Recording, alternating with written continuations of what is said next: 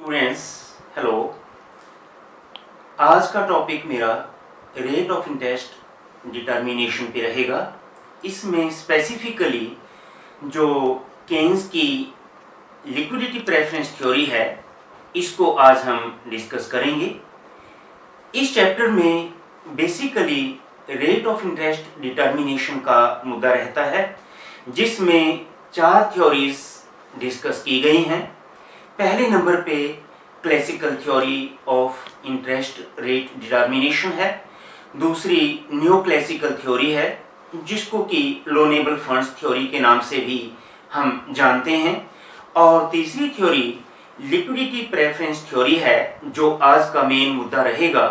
और इसके बाद चौथी थ्योरी जो है वो modern theory of interest rate determination है।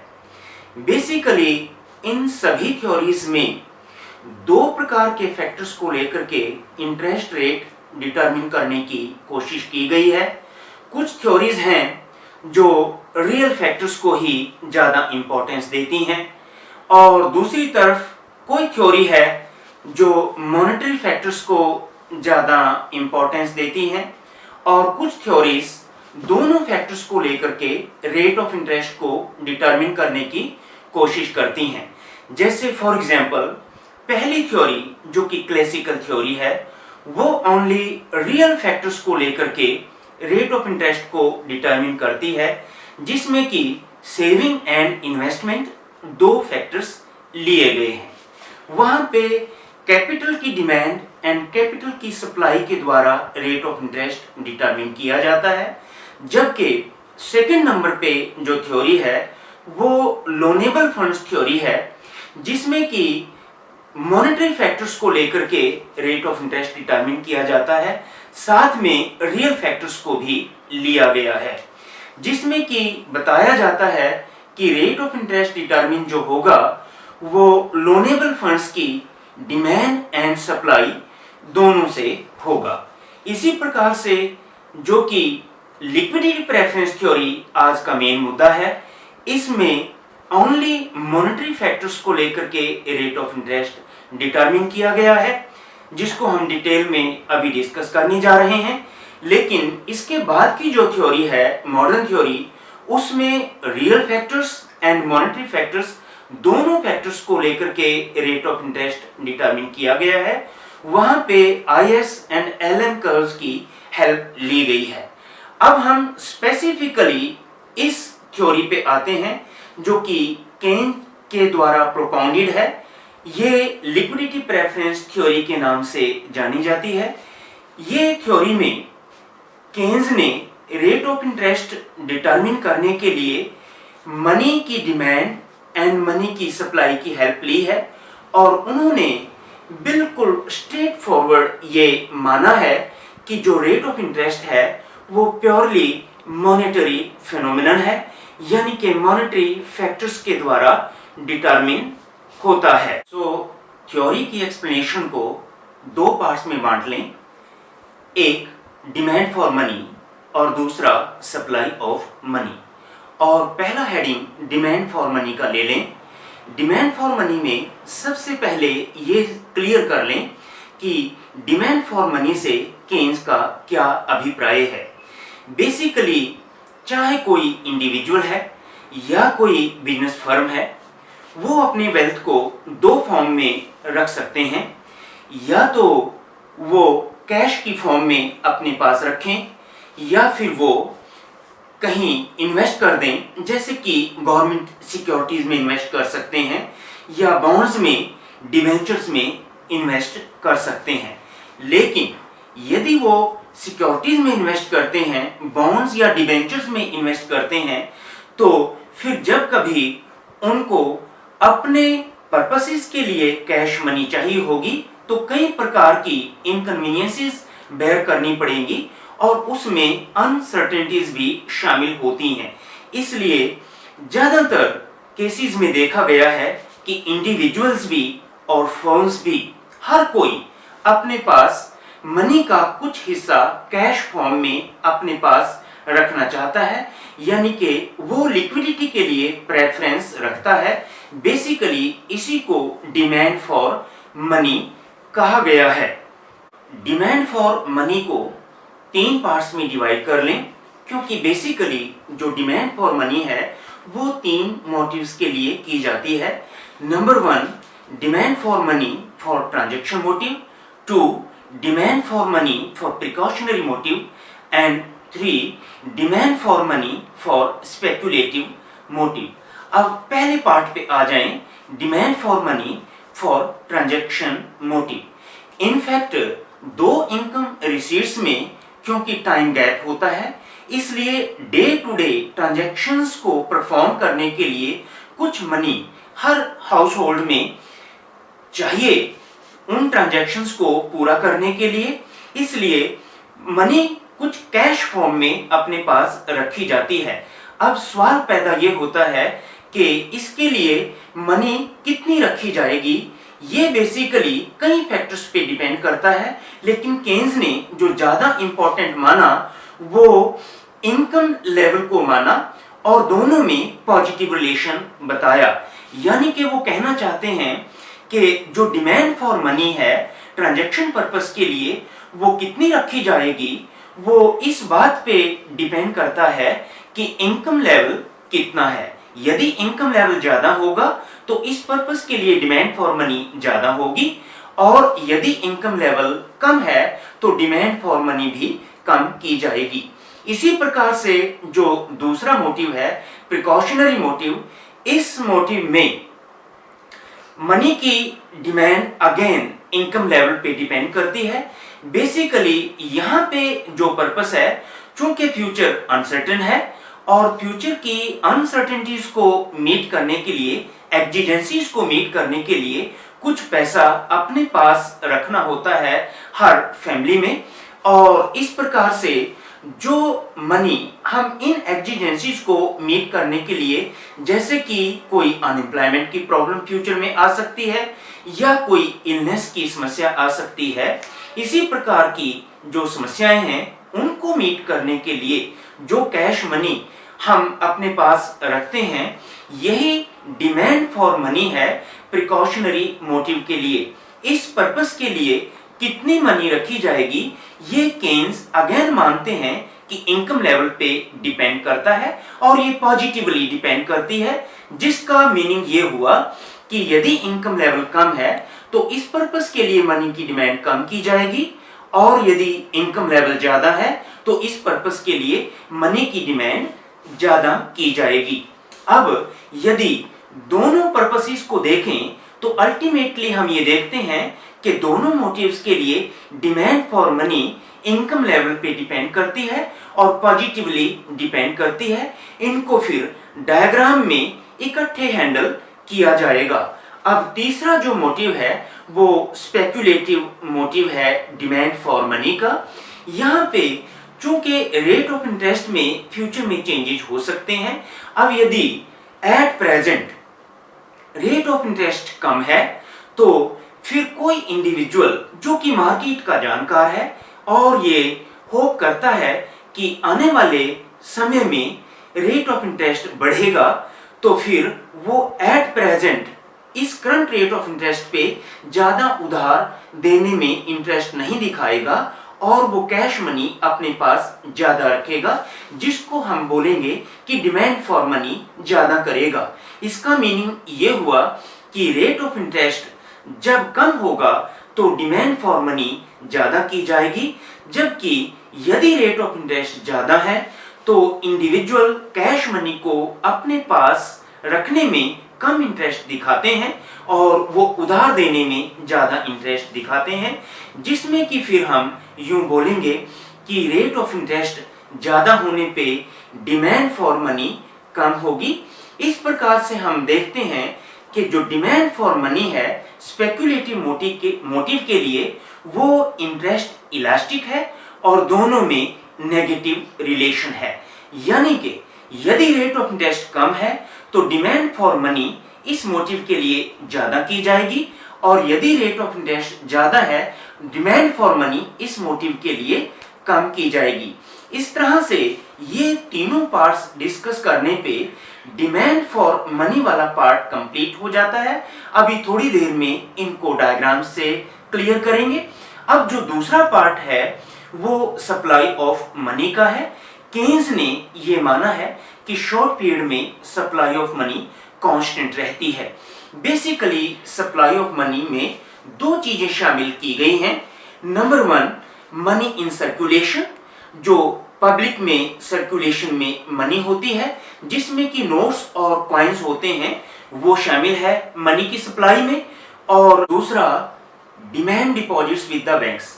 अब यदि money in circulation and demand deposits with the banks दोनों को जोड़ दिया जाए तो टोटल सप्लाई ऑफ मनी आ जाती है।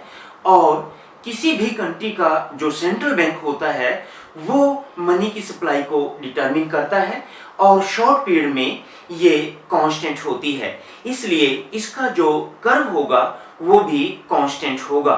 अब यहाँ तक एक्सप्लेन करने के बाद अब मैं सीधा डायग्राम्स पे आता हूँ और डायग्राम्स की हेल्प से आगे की बातें एक्सप्लेन करता हूँ। डियर स्टूडेंट्स, जैसा कि आप इस ड्राइंग शीट में देख रहे हैं, रेट ऑफ इंटरेस्ट डिटर्मिनेशन को हमने दो पार्ट्स में डिवाइड कर लिया है। Number one, demand for money और number two, supply of money. जैसा कि मैंने अपनी पहली एक्सप्लेनेशन में भी ये बताया है, डिमांड फॉर मनी को फर्दर तीन पार्ट्स में डिवाइड किया गया है क्योंकि डिमांड फॉर मनी तीन मोटिव्स के लिए की जाती है। डिमांड फॉर मनी कहें या लिक्विडिटी प्रेफरेंस कहें, एक ही बात होती है। और ये तीन मोटिव्स हैं, ट्रांजैक्शन मोटिव के लिए demand for money, precautionary motive के लिए डिमांड फॉर मनी और स्पेक्युलेटिव मोटिव के लिए डिमांड फॉर मनी। अब पहले ट्रांजैक्शन मोटिव के लिए डिमांड फॉर मनी ले लें। इसमें हमने एक इक्वेशन की हेल्प से भी बताया है कि LT is the function of income and the relationship between the two is positive, यानी कि LT demand for money for transaction purposes और इनकम, इन दोनों में जो रिलेशन है वो पॉजिटिव है, जिसका मीनिंग ये निकलेगा कि जो demand for money transaction motive के लिए है वो इनकम पे पॉजिटिवली डिपेंड करती है। और इसको हमने डायग्राम नंबर 1 में एक्सप्लेन किया है। हमने यहाँ पे एक्स एक्सिस पे LT ले लिया और वाई एक्सिस पे रेट ऑफ इंटरेस्ट ले लिया। अब चूंकि जो demand for money for transaction motive है वो इनकम पे डिपेंड करती है, रेट ऑफ इंटरेस्ट पे डिपेंड नहीं करती, इसलिए इसका जो डिमांड कर्व आया वो कांस्टेंट है, जिसका मीनिंग ये निकल रहा है इस डायग्राम में कि रेट ऑफ इंटरेस्ट यदि इंक्रीज करते हैं या डिक्रीज करते हैं तो डिमांड फॉर मनी पे कोई इफेक्ट नहीं पड़ता। इसी प्रकार से दूसरा, प्रिकॉशनरी मोटिव ले लें। प्रिकॉशनरी मोटिव में भी हमने एक इक्वेशन की हेल्प से ये बताने की कोशिश की है कि LP is the function of income and the relation between the two is positive, जिसका मीनिंग ये निकलेगा कि जो demand for money precautionary motive के लिए है वो इनकम पे पॉजिटिवली डिपेंड करती है, यानी कि इनकम लेवल यदि ज्यादा है तो डिमांड फॉर मनी इस पर्पस के लिए ज्यादा होगी, इनकम लेवल कम है कम होगी। इस प्रकार से डायग्राम नंबर 2 में आप ये देखें कि अगेन हमने यहाँ पे demand for money for LP जो कर्व है वो कांस्टेंट लिया है क्योंकि वाई एक्सिस पे रेट ऑफ इंटरेस्ट है, इसके साथ इसका कोई संबंध हमने नहीं बताया है। इस प्रकार से यहाँ रेट ऑफ इंटरेस्ट इंक्रीज होने पे या डिक्रीज होने पे डिमांड फॉर मनी कांस्टेंट रहती है, उस पे कोई इफेक्ट नहीं जाता। इस प्रकार से यदि हम देखें कि ये जो दोनों मोटिव्स हैं, इन दोनों मोटिव्स में demand for money income level पे पॉजिटिवली डिपेंड करती है, हम दोनों का सम भी कर सकते हैं, दोनों का टोटल कर सकते हैं, जो कि डायग्राम नंबर 3 में टोटल किया गया है। यहाँ पे एक्स एक्सिस पे LT प्लस LP दोनों लिए गए हैं is equal to M1 show किया गया है, वाई एक्सिस पे रेट ऑफ इंटरेस्ट को ही लिया गया है और ये जो कर्व है अब की बार दोनों के लिए इकट्ठा बना दिया है LT प्लस LP, लेकिन अगेन कांस्टेंट शो किया है, यानी कि रेट ऑफ इंटरेस्ट में चेंज आने पे डिमांड फॉर मनी जो दोनों पर्पसेस के लिए है उस पे कोई इफेक्ट नहीं पड़ता। अब दो motives, transaction motive, precautionary motive complete करने के बाद अब हम स्पेक्युलेटिव मोटिव पे आते हैं। यहां पे हमने इक्वेशन की फॉर्म में शो किया है कि LS is the function of rate of interest and the relation between the two is negative, जिसका मीनिंग ये निकल रहा है कि जो demand for money speculative motive के लिए की जाती है वो रेट ऑफ इंटरेस्ट पे डिपेंड करती है और नेगेटिवली डिपेंड करती है, यानी कि रेट ऑफ इंटरेस्ट यदि अधिक है तो डिमांड फॉर मनी कम होगी और यदि रेट ऑफ इंटरेस्ट कम है तो डिमांड फॉर मनी इस मोटिव के लिए ज्यादा होगी। अब डायग्राम में हमने एक्स एक्सिस पे तो LS लिया है जिसको M2 के बराबर भी दिखाया गया है, जबकि Y एक्सिस पे रेट ऑफ इंटरेस्ट लिया है, लेकिन यहां पे जो कर्व है वो नेगेटिव स्लोप वाला है क्योंकि LS में और इंटरेस्ट में दोनों में जो रिलेशन है वो नेगेटिव होता है। अब डायग्राम नंबर 5 पे आ जाएं। डायग्राम नंबर 5 में हमने टोटल डिमांड फॉर मनी के कर्व को ड्रॉ किया है। Total demand for money M1 plus M2 से शो की गई है, जिसके मीनिंग है कि यहाँ पे M1 में ट्रांजैक्शन मोटिव के लिए डिमांड फॉर मनी और प्रिकॉशनरी मोटिव के लिए डिमांड फॉर मनी शामिल है और M2 में स्पेक्युलेटिव मोटिव के लिए डिमांड फॉर मनी शामिल है। इन तीनों को मिलाने से टोटल डिमांड फॉर मनी आ जाती है, जो कि अब दो फैक्टर्स पे डिपेंड करती है, इनकम पे और रेट ऑफ इंटरेस्ट पे। और हमने यहाँ पे अब DM से टोटल डिमांड फॉर मनी का कर्व ड्रॉ किया है, जिसमें कि Y एक्सिस में एक गैप के साथ इस कर्व को ड्रॉ किया जाता है, जिसका मीनिंग ये निकलता है कि ये जो गैप है यहाँ तक demand for money transaction motive के लिए और प्रिकॉशनरी मोटिव के लिए होती है और इसके बाद demand for money speculative motive के लिए होती है। इस प्रकार से तीनों मोटिव्स को जोड़ करके ये कर्व बना लिया गया है, जो कि अब ये फाइनल कर्व बन गया है टोटल डिमांड फॉर मनी के लिए। अब मनी वाला डिमांड फॉर मनी वाला पार्ट कंप्लीट करने के बाद अब हम सप्लाई ऑफ मनी पे आते हैं। इसके लिए डायग्राम नंबर 6 में आ जाएं। डायग्राम नंबर 6 में आप देखेंगे कि सप्लाई ऑफ मनी का जो कर्व है वो कांस्टेंट शो किया गया है, क्योंकि J.M. केन्स का अपना जो व्यू है सप्लाई ऑफ मनी के बारे में, वो कहते हैं कि सप्लाई ऑफ मनी में मनी इन सर्कुलेशन और बैंक डिपॉजिट्स दोनों शामिल होते हैं और ये सप्लाई ऑफ मनी किसी भी कंट्री के सेंट्रल बैंक पे डिपेंड करती है। जैसे कि यदि इंडिया का एग्जांपल लें तो ये RBI डिटरमिन करता है और शॉर्ट पीरियड के लिए ये कांस्टेंट रहती है, कम से कम 1 वर्ष के लिए तो कांस्टेंट रहती है यदि कंडीशंस नॉर्मल चल रही हैं। सो इसलिए सप्लाई ऑफ मनी का कर्व कांस्टेंट ड्रॉ किया गया है। इसके बाद हम डायग्राम नंबर 7 पे आ जाएं। इस डायग्राम नंबर 7 में हमने एक तरफ टोटल डिमांड फॉर मनी का कर्व ले लिया और दूसरी तरफ सप्लाई ऑफ मनी का कर्व ड्रॉ कर लिया। ये दोनों कर्व्स एक दूसरे को E पॉइंट पे इंटरसेक्ट करते हैं और यही हमारा इक्विलिब्रियम पॉइंट है। यहां से हम देखते हैं कि equilibrium rate of interest OI1 determine हुआ है। अब इसके बाद आप दो सिचुएशंस और लें। एक सिचुएशन हमने इससे ज्यादा रेट ऑफ इंटरेस्ट की ली है और दूसरी सिचुएशन इससे कम रेट ऑफ इंटरेस्ट की ली है, क्योंकि हमने दो पॉसिबिलिटीज और इसमें शामिल इसलिए की हैं कि ये जरूरी नहीं है कि मार्केट में जो इक्विलिब्रियम रेट ऑफ इंटरेस्ट है वही रेट ऑफ इंटरेस्ट एक्चुअल में भी पाया जाएगा।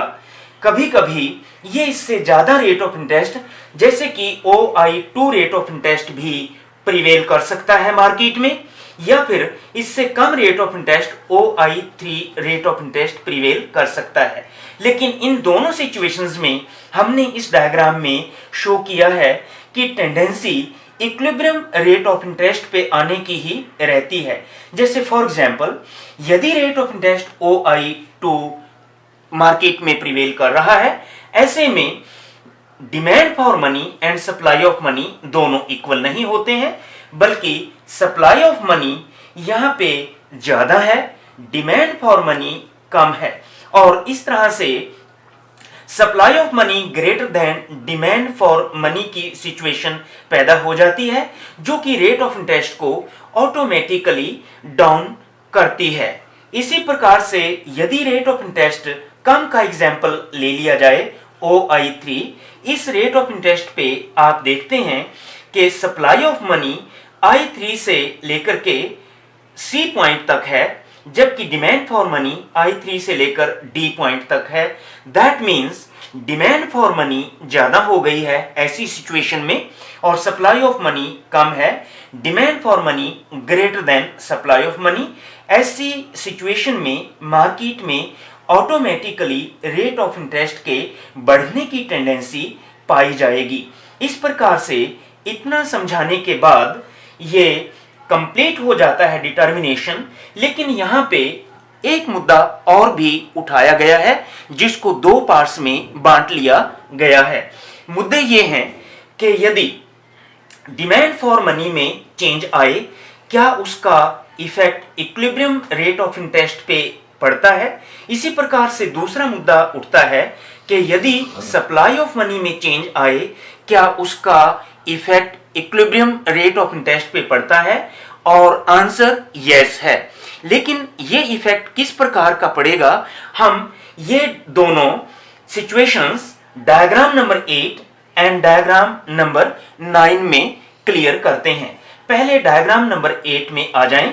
इस डायग्राम में आप देखें कि हमने सप्लाई ऑफ मनी को कांस्टेंट रखते हुए डिमांड फॉर मनी को चेंज किया है। डिमांड फॉर मनी स्टार्टिंग में L1 ली है और इक्विलिब्रियम E पॉइंट पे शो किया है, और equilibrium rate of interest OI1 show किया है। लेकिन जैसे ही डिमांड फॉर मनी हम बढ़ाते हैं, जो कि L2 से शो की गई है, इक्विलिब्रियम पॉइंट बदल जाता है, ये E1 पे आ जाता है, और इक्विलिब्रियम रेट ऑफ इंटरेस्ट भी बदल जाता है, ये OI2 हो जाता है, जिसका मीनिंग ये निकला कि रेट ऑफ इंटरेस्ट अब बढ़ गया। और इसी प्रकार से यदि हम डिमांड फॉर मनी को कम करें अपने एग्जाम्पल में, जो कि L3 से शो किया है, यहाँ पे इक्विलिब्रियम E2 पे होगा, और इस प्रकार से रेट ऑफ इंटरेस्ट जो डिटरमिन होगा वो OI3 होगा, जो कि पहले से कम रेट ऑफ इंटरेस्ट होगा। इस प्रकार से कंक्लूजन ये निकला कि यदि सप्लाई ऑफ मनी को कांस्टेंट रखते हुए डिमांड फॉर मनी को हम इंक्रीज करते हैं तो रेट ऑफ इंटरेस्ट बढ़ जाता है, और यदि मार्केट में डिमांड फॉर मनी कम हो जाती है तो रेट ऑफ इंटरेस्ट कम हो जाता है। इसी प्रकार आप डायग्राम नंबर 9 पे आए। इस डायग्राम में आप देखते हैं कि हमने डिमांड फॉर मनी को कांस्टेंट रखा है, उसमें कोई चेंज नहीं माना है, जबकि सप्लाई ऑफ मनी में चेंज किया है। इस डायग्राम में देखें, originally supply of money S1 से शो की गई है और इक्विलिब्रियम E पॉइंट पे शो किया गया है। So originally equilibrium rate of interest OI1 है, लेकिन जैसे ही हम सप्लाई को बढ़ाते हैं, जो कि S2 से शो किया गया है, इक्विलिब्रियम पॉइंट E1 पे आ जाता है, और इक्विलिब्रियम रेट ऑफ इंटरेस्ट भी कम होकर के OI2 हो जाता है। इसी प्रकार यदि हम सप्लाई ऑफ मनी को कम करते हैं, जो कि S3 से शो किया गया है, इक्विलिब्रियम पॉइंट E2 पे आ जाता है, और equilibrium rate of interest OI3 हो जाता है। इस प्रकार से हम इस डायग्राम में ये बात अंडरस्टैंड कर लेते हैं कि जब डिमांड फॉर मनी कांस्टेंट रखते हुए हम सप्लाई ऑफ मनी को बढ़ाते हैं तो रेट ऑफ इंटरेस्ट डाउन आ जाता है, और यदि सप्लाई ऑफ मनी कम होती है तो रेट ऑफ इंटरेस्ट बढ़ जाता है। डायग्राम नंबर 9 तक ये सारी थ्योरी अपने आप में कंप्लीट हो जाती है, और इसके बाद क्रिटिसिज्म का पार्ट ही लेना चाहिए स्टूडेंट्स को। लेकिन मैंने साथ में ही एक डायग्राम जिसको इंडिपेंडेंटली आप अंडरस्टैंड करेंगे, जो कि इस पूरे क्वेश्चन का पार्ट तो नहीं है, लेकिन 2 मार्क्स के लिए ये बहुत ही इंपॉर्टेंट कॉन्सेप्ट है और फ्रीक्वेंटली एग्जाम्स में आया भी हुआ है। ये लिक्विडिटी ट्रैप का कॉन्सेप्ट है, बहुत इंपॉर्टेंट कॉन्सेप्ट है। इस लिक्विडिटी ट्रैप में केन्स ने यह समझाने की कोशिश की है कि यदि कभी रेट ऑफ इंटरेस्ट इतना मिनिमम लेवल पे आ जाए कि लोग अपना सारे का सारा पैसा अपने पास ही रखने में दिलचस्पी दिखाते हैं, वो बिल्कुल भी उधार नहीं देते, यही सिचुएशन लिक्विडिटी ट्रैप की सिचुएशन कहलाती है। इसमें असल में लिक्विडिटी ट्रैप हो जाती है, जिसका मीनिंग ये निकला कि सारी की सारी कैश मनी लोग अपने पास रखना चाहते हैं, वो उधार देना नहीं चाहते, क्योंकि ये बहुत ही कम रेट ऑफ इंटरेस्ट है, लोग ऐसा मार्केट में मानते हैं। और ये जो लिक्विडिटी ट्रैप है, डायग्राम में जब आपका ये डिमांड करो एक्स एक्सिस के पैरेलल चलने लग जाता है, यहाँ पे minimum rate of interest show किया जाता है, जो कि OI1 हमने इस डायग्राम में शो किया है, और यहाँ पे लिक्विडिटी ट्रैप हो जाती है। ये कॉन्सेप्ट लिक्विडिटी ट्रैप का आपको समझाना होता है। स्टूडेंट्स, अब हम इस थ्योरी की क्रिटिसिज्म के कुछ पॉइंट्स डिस्कस कर लेते हैं। जैसा कि पहला बेस हम ले सकते हैं कि ये थ्योरी इनडिटर्मिनेट थ्योरी है, क्रिटिसिज्म का ये पॉइंट बनता है। इनफैक्ट केन्स ने स्वयं पहले वाली 2 थ्योरीज को इनडिटर्मिनेट डिक्लेयर किया, जो कि classical theory of interest rate determination और लोनेबल फंड्स थ्योरी, दोनों थ्योरीज में केन्स ने ये ब्लेम लगाया था कि ये थ्योरीज तो इनडिटर्मिनेट हैं और कोई determinate solution rate of interest determination का नहीं दे पाती हैं। लेकिन बाद में चल करके इनकी अपनी थ्योरी पे भी हिक्स, हैंसन और हैजलिट जैसे इकोनॉमिस्ट ने ये ब्लेम लगाया कि केन्स की अपनी थ्योरी भी इनडिटर्मिनेट है। जैसे कि इस थ्योरी में आप देखते हैं कि rate of interest determination demand for money and supply of money से होना है, लेकिन डिमांड फॉर मनी जो है वो 3 मोटिव्स के लिए है, प्रिकॉशनरी मोटिव के लिए है, ट्रांजैक्शन मोटिव के लिए है और स्पेकुलेटिव मोटिव के लिए है। लेकिन पहले जो 2 मोटिव हैं, जिसमें कि ट्रांजैक्शन मोटिव और प्रिकॉशनरी मोटिव है, ये इनकम लेवल पे डिपेंड करते हैं। इसका मतलब ये हुआ कि ये जानने के लिए हमें इनकम लेवल को जानना होगा, लेकिन इनकम लेवल को जानने के लिए हमें इन्वेस्टमेंट लेवल जानना पड़ता है। इन्वेस्टमेंट लेवल जानने के लिए रेट ऑफ इंटरेस्ट को भी जानना पड़ेगा, तभी हम डिमांड फॉर मनी जान सकते हैं और सप्लाई ऑफ मनी की हेल्प से रेट ऑफ इंटरेस्ट को डिटरमिन कर सकते हैं। लेकिन हमारी समस्या इस थ्योरी में ये बन जाती है कि हमारे पास रेट ऑफ इंटरेस्ट तो अभी है नहीं, वो तो डिटरमिन होना है। इसलिए इस थ्योरी की ये बड़ी समस्या आ जाती है कि रेट ऑफ इंटरेस्ट को डिटरमिन करने के लिए पहले से ही रेट ऑफ इंटरेस्ट का जानना जरूरी हो जाता है, जो कि इम्पॉसिबल है, मुश्किल है। इसलिए इस थ्योरी को इनडिटर्मिनेट थ्योरी माना गया है। सो इस थ्योरी की इंपॉर्टेंस फिर ना के बराबर बन जाती है। इसी प्रकार से दूसरा पॉइंट जो हम ले सकते हैं, मोर एम्फेसिस ऑन मॉनेटरी फैक्टर्स। इस पॉइंट में आप देखें कि थ्योरी पे ब्लेम लगाया गया है कि थ्योरी ने ओनली मॉनेटरी फैक्टर्स को लेकर के रेट ऑफ इंटरेस्ट को डिटरमिन करने की कोशिश की है, रियल फैक्टर्स को इग्नोर किया है। हैजलिट, हिक्स और हैंसन जैसे इकोनॉमिस्ट ने ये जोर देकर के कहा कि रियल फैक्टर्स का भी अपना रोल है रेट ऑफ इंटरेस्ट डिटर्मिनेशन में, हमें इनको इग्नोर नहीं करना चाहिए और यही इस थ्योरी की कमी बताई गई है। इसी प्रकार से कोई एक और फैक्टर भी लिया जा सकता है क्रिटिसिज्म का पॉइंट, जो कि सेविंग्स इग्नोर्ड नाम का पॉइंट लिया जा सकता है। इसमें आप देखें कि रेट ऑफ इंटरेस्ट को किस तरह से डिफाइन करते हैं केन्स। वो कहते हैं interest is the reward for parting with liquidity for a specified time, जिसमें कि सेविंग को वो इम्पोर्टेंस नहीं देते हैं। लेकिन कुछ इकोनॉमिस्ट ये मानते हैं कि यदि हम सेव नहीं करेंगे तो फिर पार्ट विद लिक्विडिटी से कैसे कर सकते हैं। लिक्विडिटी के लिए सेविंग करना जरूरी है, इसलिए सेविंग के रोल को रेट ऑफ इंटरेस्ट डिटर्मिनेशन में इग्नोर नहीं किया जा सकता, और ये ब्लेम इस थ्योरी पे लगा है। इसके बाद हम कोई और पॉइंट ले सकते हैं, only a short period analysis. ये थ्योरी शॉर्ट पीरियड की है।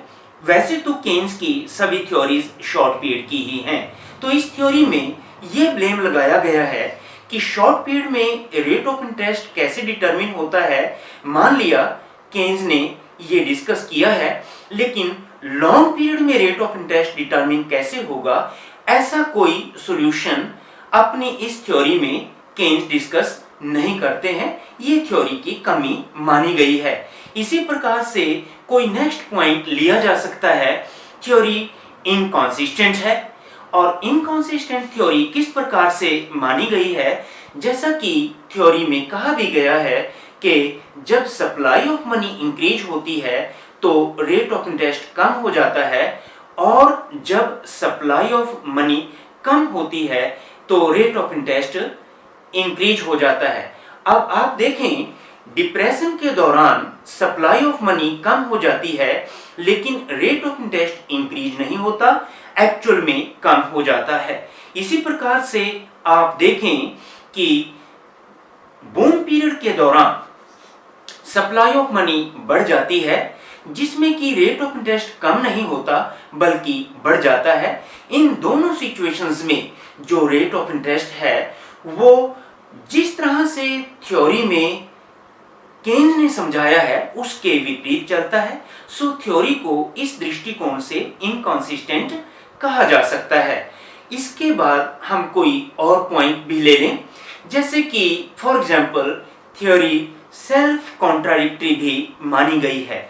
इनफैक्ट केन्स ने अपनी बुक में ये समझाने की कोशिश की है कि या तो कोई व्यक्ति अपनी मनी को सिक्योरिटीज में, डिबेंचर्स में, बॉन्ड्स में लगा ले, या फिर कैश के फॉर्म में अपने पास रख ले।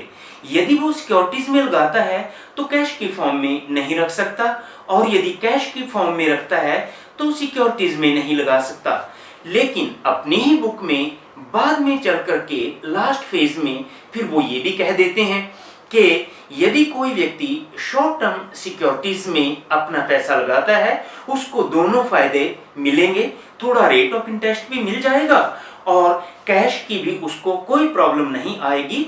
बहुत ही जल्दी वो कैश में कन्वर्ट कर लेगा और अपनी कैश की समस्याएं हल कर लेगा। इस तरह से ये दोनों बातें आपस में मेल नहीं खाती और केन्स का ये सेल्फ कॉन्ट्राडिक्शन हो जाता है। इसी प्रकार से कोई एक पॉइंट और क्रिटिसिज्म का ले लें और इसको लास्ट पॉइंट बना लें, और ये लिक्विडिटी ट्रैप पे क्रिटिसाइज किया गया है थ्योरी को।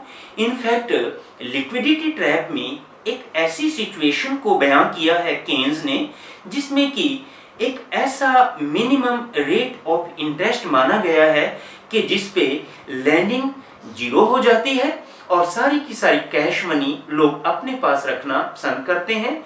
जो क्रिटिक्स हैं वो ये मानते हैं कि ऐसी सिचुएशन रियल में कभी नहीं आती, जैसा कि केन्स ने सपोज किया है और बताने की कोशिश की है। इस प्रकार से ये हमने 7 पॉइंट्स चुने हैं जो कि इम्पोर्टेंट पॉइंट्स के तौर पे लिए गए हैं, और आप इन 7 पॉइंट्स को डिस्कस कर सकते हैं। और कुल मिलाकर के लास्ट में फिर मैं ये डिस्कस करता हूँ कि इस क्वेश्चन के आंसर में जो आपको बताना है, पहले आप मीनिंग बताएं, डेफिनेशन बताएं, इन जनरल इंट्रोडक्शन के नाम पर भी कुछ दें, इसके बाद इंटरेस्ट रेट डिटर्मिनेशन को टेकअप करें, उसमें दो पार्ट्स में अपनी बात को बांटें, demand for money and supply of money, और उसके बाद ये क्रिटिसिज्म वाला पार्ट ले लें, और ये 7 क्रिटिसिज्म जब आप एक्सप्लेन कर देते हो, इसके बाद ये कंप्लीट आपका आंसर हो जाएगा। Thank you dear students, thank you very much.